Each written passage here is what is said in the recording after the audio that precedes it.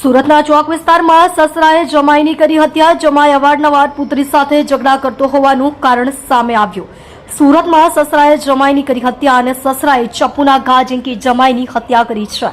જમાઈ અવારનવાર પુત્રી સાથે ઝઘડો કરતો હતો અને ચોક બજારના ફૂલવાડી વિસ્તારમાં આ હત્યાનો બનાવ બન્યો છે. ચોક બજાર પોલીસે ગુનો નોંધી તપાસ શરૂ કરી. સુરત ચોક બજાર વિસ્તારમાં હત્યાની ઘટના. સુરતના ચોક બજાર ફૂલવાડી વિસ્તારમાં હત્યાની ઘટના બની છે, જેમાં સસરાએ જમાઈને ચપ્પુના ઘા મારી હત્યા કરી છે. જમાઈ છોકરી સાથે અવારનવાર ઝઘડો કરતો હોવાથી બબાલ થઈ હતી અને સસરાએ ઉશ્કેરાઈને ચપ્પુના ઘા માર્યા છે. મૃતકનું નામ સલમાન સફીક અહેમદ શાહ છે અને તેની હત્યા કરી છે. ચોક બજાર પોલીસે મૃતદેહને પીએમ માટે ખસેડ્યો છે અને પીએમ થયા બાદ મૃતદેહ પરિવારજનોને સોંપવામાં આવશે. પરિવારમાં શોકનો માહોલ છે અને હત્યારા સસરાની પોલીસે પૂછપરછ કરી છે.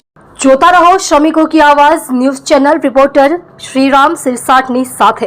શ્રમિકોને કોઈ પણ સમસ્યા હોય તો ઉધના 3 રસ્તા વિમલ ગાર્મેન્ટ્સના ઉપર ઓફિસ પર સંપર્ક કરવો. ગઈકાલે ચોક બજાર પોલીસ સ્ટેશન વિસ્તારમાં આવેલ નહેરુનગર ઝુંપડપટ્ટી છે, તેમાં સસરાએ પોતાના સગા જમાઈને ચપ્પુના ઘા વડે મારી દીધું. કારણ જાણવા એવું મળ્યું કે જે જમાઈ છે એની વાઈફ જોડે અવારનવાર ઝઘડો કરતો હતો અને કૌટુંબિક કારણ હતું.